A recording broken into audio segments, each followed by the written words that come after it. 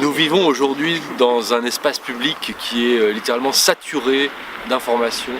Je mettrai des guillemets informations parce que, comme on le sait, il y a de plus en plus de fake news, de fausses informations qui circulent. Alors face à ça, les journaux sérieux continuent de faire un travail très important, plus important que jamais sans doute, notamment par la vérification des informations, le fact-checking comme on dit. Mais je crois que ça ne suffit pas. Je crois que nous avons besoin aussi de poser les questions différemment, de ne pas accepter les sempiternelles manières d'interroger l'actualité. Ce regard décalé, il peut nous être apporté par des gens qui ne sont pas des journalistes professionnels, mais qui entretiennent un rapport étroit à l'actualité, des gens qui sont par exemple des chercheurs, des intellectuels, des écrivains. On a un autre problème aujourd'hui dans l'espace public, c'est qu'on voit des mouvements politiques ou des partis politiques dans une drôle de régression vouloir créer leurs propres médias, ce qui pose un problème pour ceux qui sont attachés à l'indépendance des médias. Mais je pense que face à ce nouveau phénomène, la bonne réponse n'est pas non plus le repli corporatiste des journalistes professionnels qui brandissent leur carte bleu, blanc, rouge. Je crois que désormais il incombe d'ouvrir le journalisme à d'autres que journalistes professionnels. On a plus que jamais besoin des journalistes professionnels avec leurs méthodes, mais on a aussi besoin que des intellectuels, des écrivains, des chercheurs, des gens qui ont la capacité d'écrire et de comprendre, partagent cette capacité avec un public plus large, ils prennent leur part au fond du journalisme.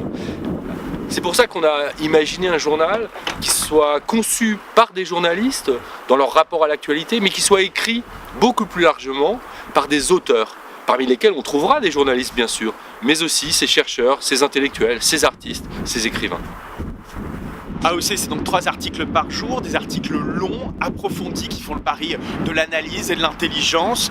Une analyse justement qui met à plat un sujet, propose le regard d'un intellectuel sur une question d'actualité, une opinion, ces mêmes intellectuels qui prennent part au débat public, qui se mouillent et qui peut-être même vous proposez un regard avec une certaine mauvaise foi et une critique. Enfin, la critique qui ces derniers temps a perdu du terrain dans les médias. La critique, c'est remettre au devant de la scène des objets culturels qui nous parlent du monde, qui nous parlent aussi de l'intelligence.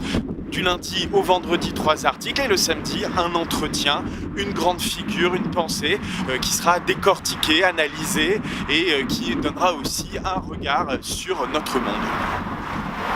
Et puis ce n'est pas tout, parce que chaque dimanche sur AOC, il y aura une fiction, une nouvelle le plus souvent, écrite par des auteurs confirmés, mais aussi des auteurs à découvrir. Et ça, cette dimension littéraire d'AOC, c'est une des particularités fortes du journal, qui deviendra le seul journal en France à publier chaque semaine une fiction. Voilà, AOC, c'est une proposition exigeante, ambitieuse et en même temps de dimension raisonnable. On cherche quelques milliers de lecteurs et c'est pour ça que dès aujourd'hui, on a lancé une campagne de préabonnement pour obtenir le maximum possible de lecteurs fondateurs qui se préabonnent, pour ouvrir au maximum notre communauté de lecteurs, parce qu'on a besoin de ce socle le plus solide possible pour assurer notre longévité et puis bien sûr notre indépendance. Alors devenez lecteur fondateur, lectrice fondatrice d'AOC, compte sur vous.